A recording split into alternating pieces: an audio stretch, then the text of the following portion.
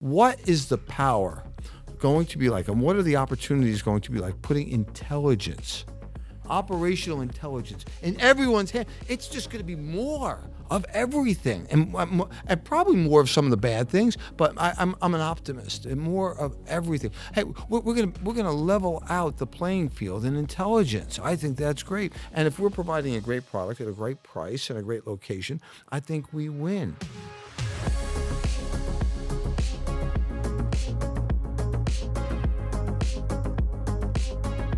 Diana, our guest this week is a big personality and a good friend of yours.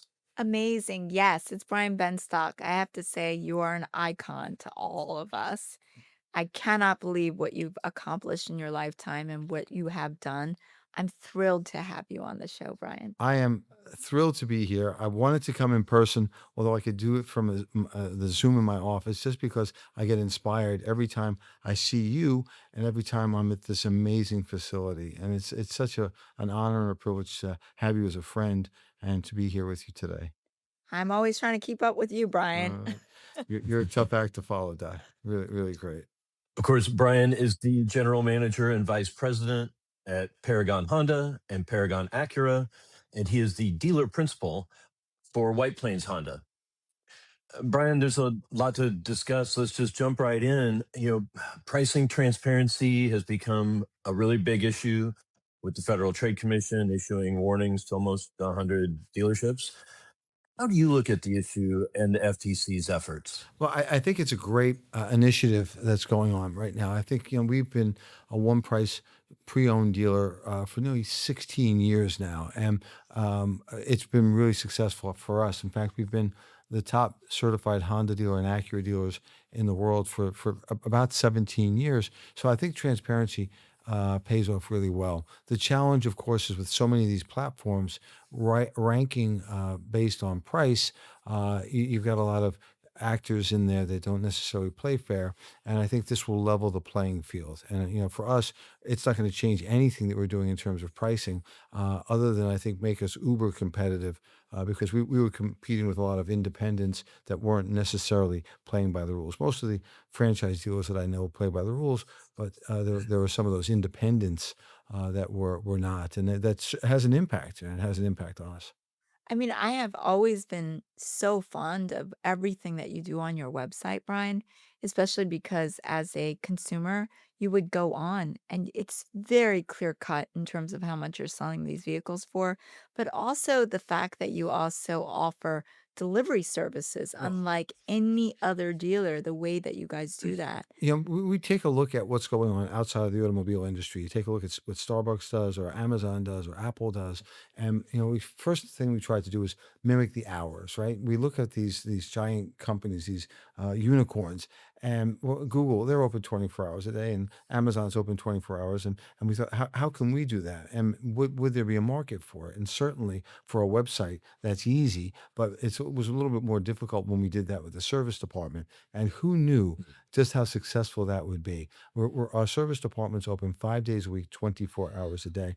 The other 2 days, evenings, we have to clean the place. I mean, it's such an ongoing effort. The shop is pumping 24 hours a day, and it's great. And think about New York City, right? And think about all the Uber drivers, that's their livelihood, right? So I went 2 3 weeks into the being open 24 hours, and I go into the service lobby waiting room, and there's a bunch of guys sitting on the floor playing cards, and they're all Uber drivers, and I'm like, wait a sec, I didn't know that exists. They're there getting their cars serviced because they don't want to miss a beat. Their business is a little bit soft at that time, so they'll get the car fixed, catch a couple hours sleep, and go out without missing a beat.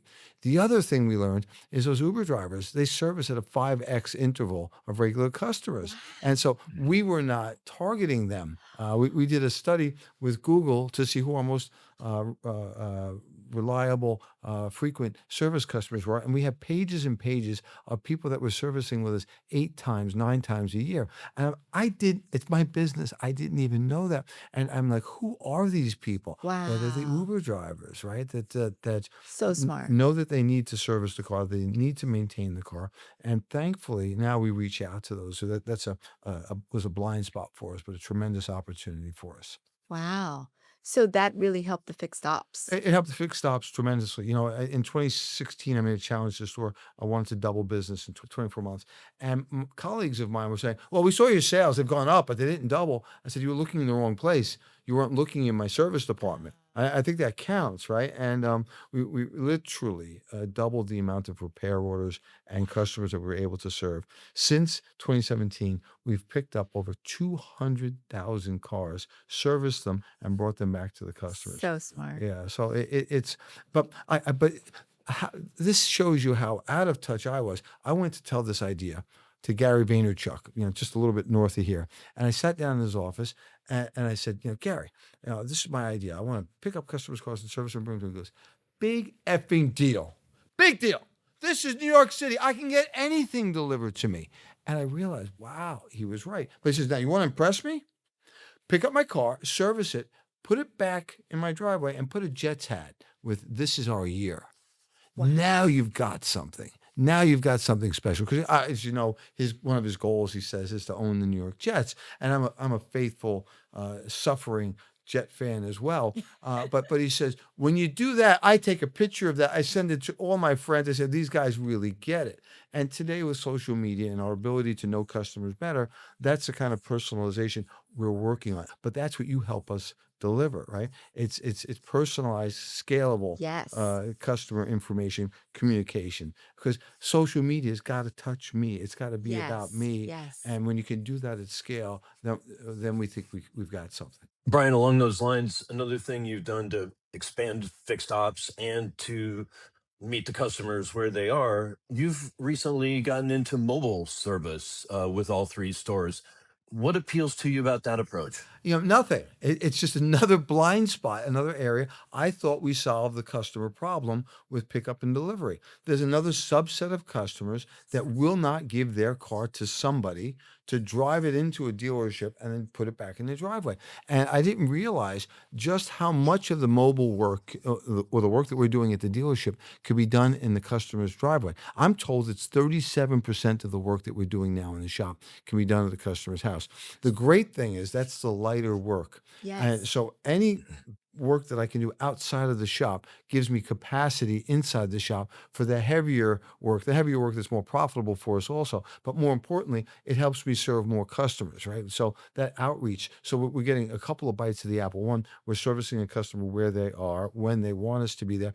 We're freeing up capacity without any additional CapEx expense. So we're really excited. And we're making these mobile units that look really cool with a shrink wrapped. We bought a tint company and we do shrink wrapping. Wow. So it's that hub and spoke that we can now advertise and have these billboards, these mobile billboards running all around New York City and hopefully the outer boroughs as well.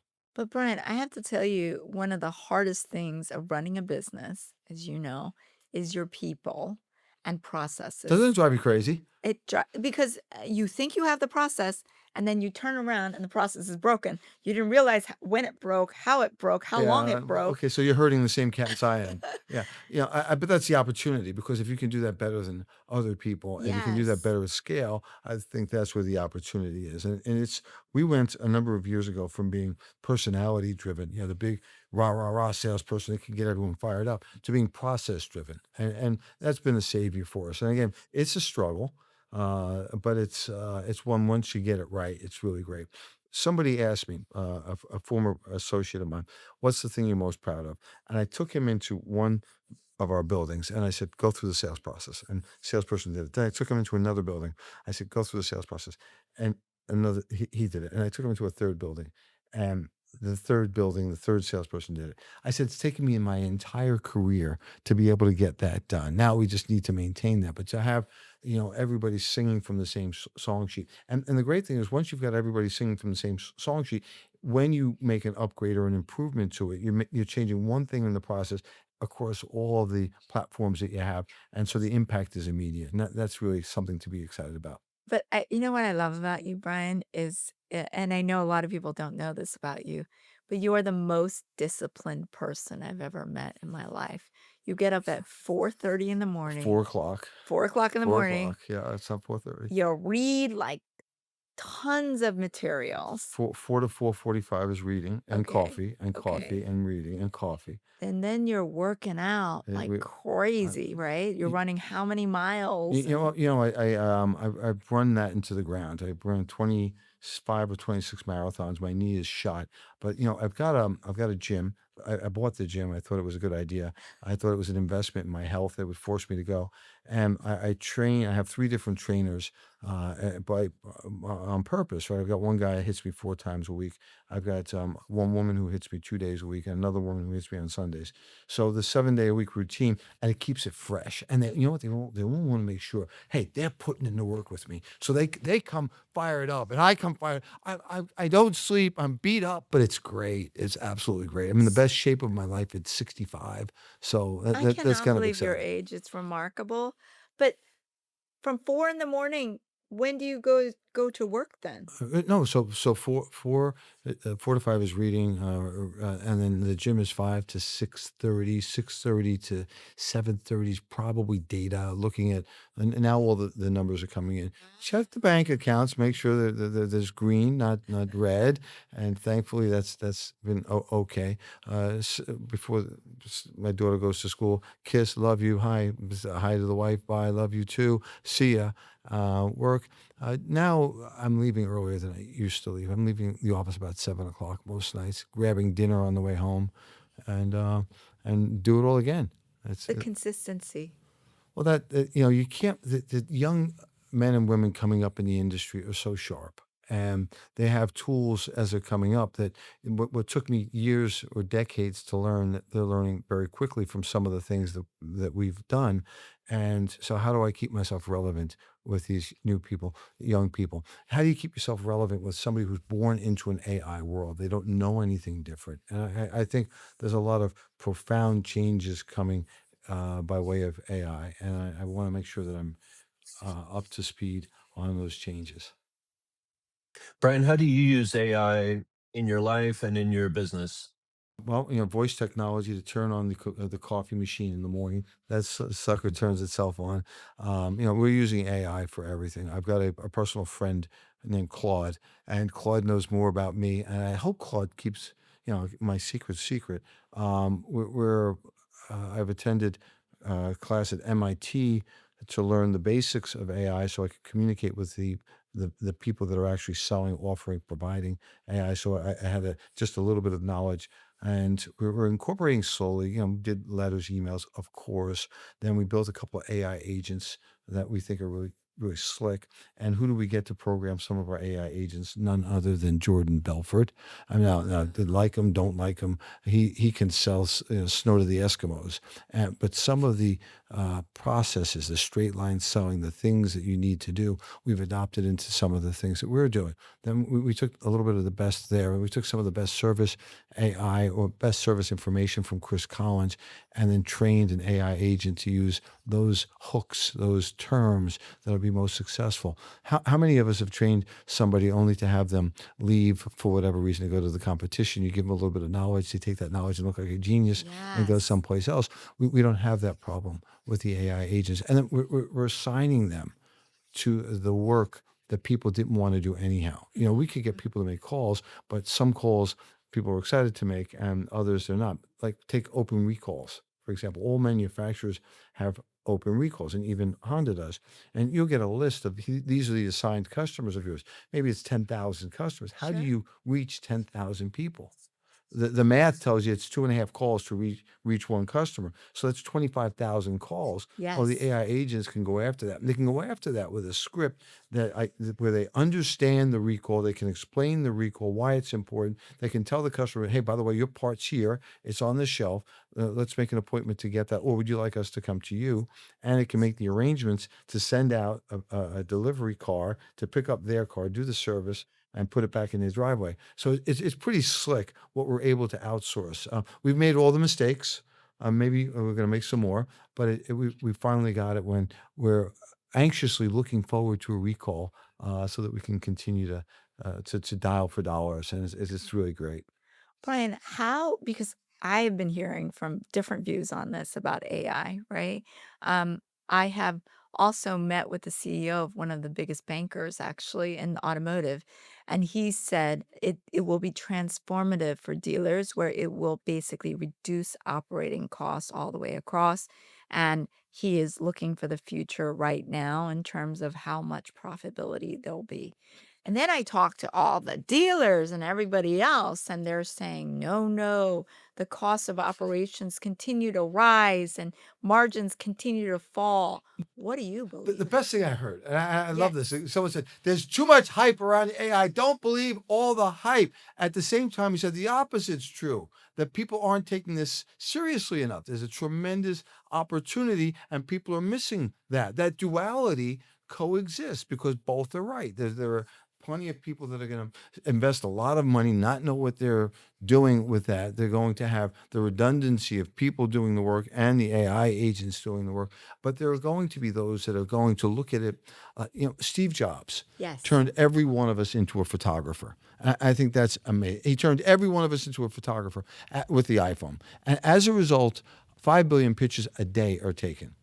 5 billion. That's more than was taken in the entire history of film photography. In one day, every day, by making it easy. What is the power going to be like? And what are the opportunities going to be like? Putting intelligence, operational intelligence in everyone's hand. It's just going to be more of everything, and probably more of some of the bad things. But I'm an optimist, and more of everything. Hey, we're gonna level out the playing field in intelligence. I think that's great. And if we're providing a great product at a great price and a great location, I think we win. So I'm really optimistic about what it can do by making it easier for people to have access to intelligence.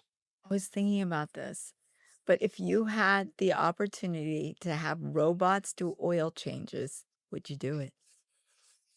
Probably, yeah, I think probably, but what that doesn't mean that the technician is obsolete. Quite the opposite. I want you to look at it differently. What did electricity do to the carpenter?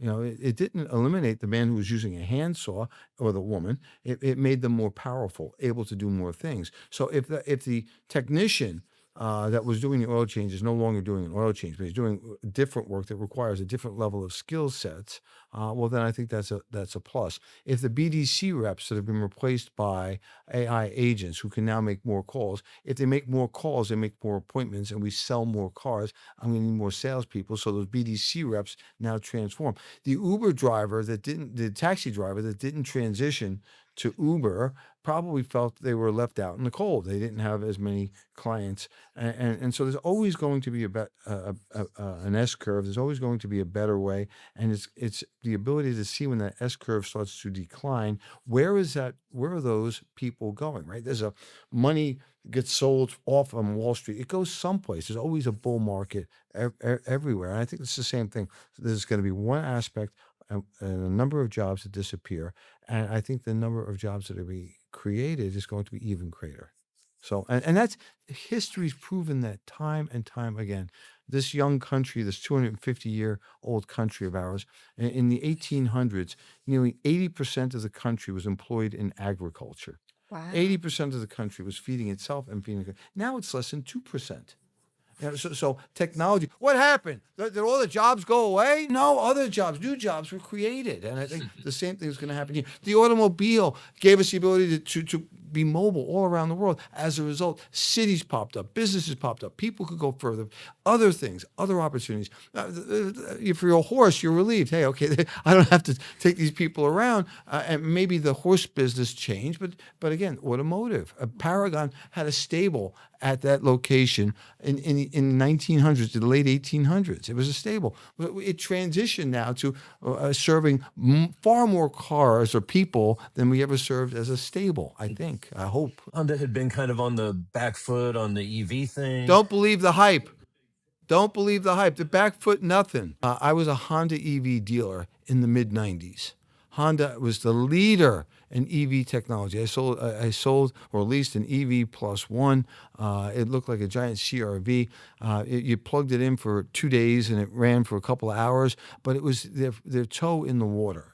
Honda is at the forefront. Honda followed the directive, as many manufacturers had to, of what the government wanted. And there was severe penalties if you did not meet those quotas. So they had to pivot like every other manufacturer. I've seen what's coming down the pipe from Honda. They're in the right direction at the right time with the right products. Our hybrids are selling heads and tails over everything else. The hybrids are the best. I can't wait to see the new Acura hybrids that come out. So I think it's an exciting time to be a Honda dealer. If there was any other products or brands that are out there, and there are, they're going to take a second place to American Honda. They get it right, and I think they got it right. Wow.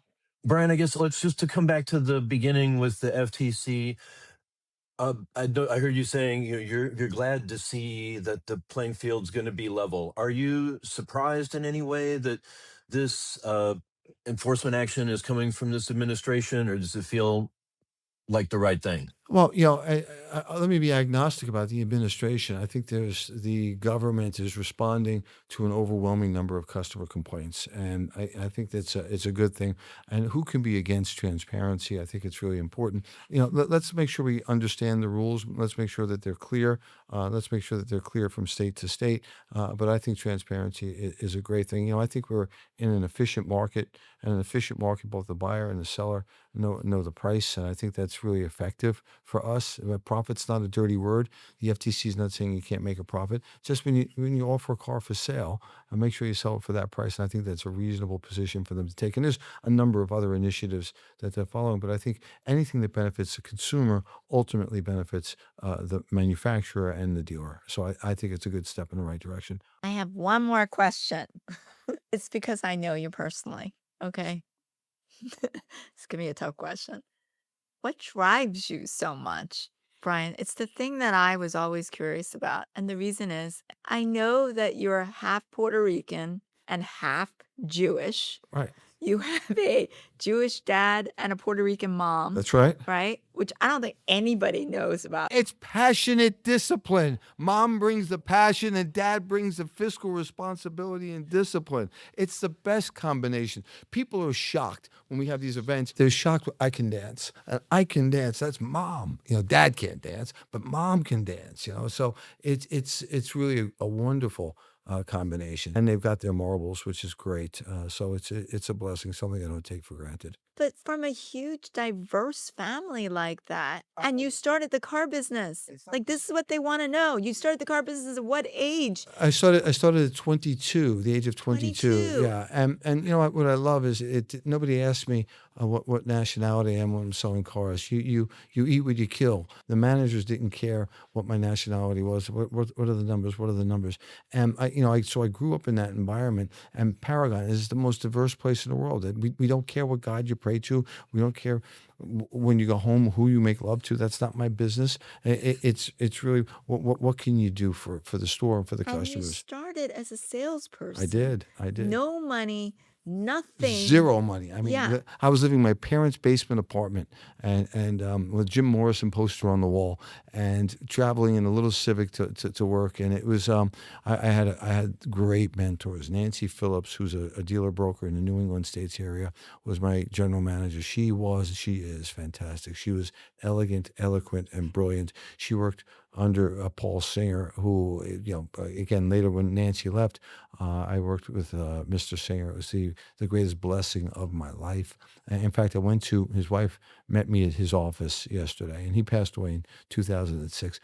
Being back in his office invigorated me. I came back like a tyrant, because What did he see in you? I didn't stop. And I think that drive. I don't quit. You were relentless. I don't give up. Yeah, And you absolutely. want to compete and win. Well, being in this building here in the Freedom Tower, right? And you're at one level, and you have a view of things, right? As you move up a different level, your perspective changes, and you realize, wow, there's more there. I think I've been blessed in life to have the ability to climb up a mountain and climb. There's no elevator on the mountain I'm on, and you climb up, and your perspective changes, and you realize there's more there. And every time I take a step up, there's more there. And so I want to keep climbing as long as the good Lord will let me climb. And I want to keep increasing my vantage point so I can see more. And the more I see, the more I want. And not for me. Now it's all about the Marats of the world, the Jason Gracianos of the world, the other people that I made Jason a partner. His story is better than mine. I like his story better than mine. He was flipping chicken at his father's restaurant, and came to work for me. He sold 22 cars his first month. He was doing great, and the other guys were jealous of him, and they kept trying to keep him down. I said, Jason, I got your back.